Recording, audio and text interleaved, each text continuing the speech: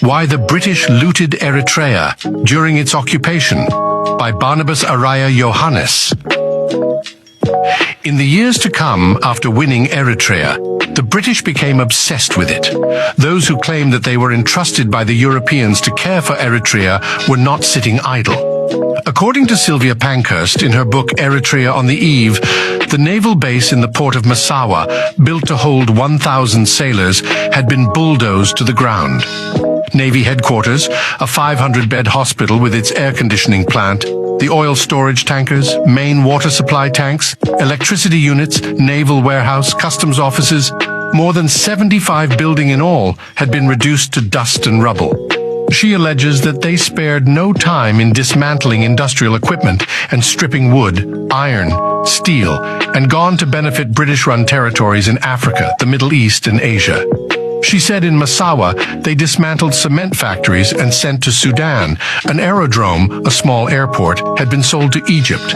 A dredger, machinery that works from inside the sea, had been sold. A floating dock and 2 giant cranes had been dispatched to Pakistan, Egypt, and Malta, while 500 oil reservoirs had been raised and 20 radio stations dismantled. Furthermore, along the coast of the town of Zula, 400 Italian officers' houses had been demolished. In Fatma Dari, a potash factory sold in Zula, 5.7 kilometers of rail tracks, 850 railway points, 3 tons of bolts, 20 turntables, and 71 trucks had been sent to Kenya. Another 1,500 m of barbed wire, 3 small cranes, 1 steel jetty, 1 steel signal, and 1 steel hut had also been sold back to Italy. In Assab, she claims, a radio station had been transported to Kenya, salt factory dispatched to Aden, and the motors of scuttled ships removed for sale. 300 railroad wagons plus rail construction material imported by the Italians to connect Agodat with the Ethiopian town of Gondar had been sold off, as had the motors running Eritrea's remarkable 75 kilometers, 47 miles, 1937-1941 Asmara-Massawa aerial ropeway, La Teleferica. In Gora, another aerodrome, small airport, had been demolished and exported to India. In total, they have dismantled and exported more than 600 heavy and light industries. Travaskis, who served as a British colonial officer in Eritrea, in his book Eritrea, A Colony in Transition, lets slip the fact that Eritrea's gold production in Bisha had been crippled, and the Allied forces removed the mining equipment, whose replacements were difficult and often impossible to obtain.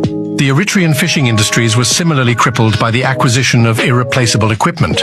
He estimates that the total lost assets were anyway 1,700 million African shillings, the equivalent of 2.26 million British pounds or 3.84 million US dollars. Did the British act legally? Appointed by the UN as caretakers, the British administration had the duty to preserve and cherish assets in situ. Obviously, it has abused that trust. The reason behind all these hideous sabotages appears to make Eritrea crippled. And then, once crippled, they could make their case that Eritrea is unable to stand on its own. Therefore, it must be annexed with Ethiopia. And that is exactly what they did. The evidence is the British government received from Ethiopia a sum of £950,000, a hefty pound one, $2 million or $2.01 million in today's currency, when it finally ceded control of Eritrea.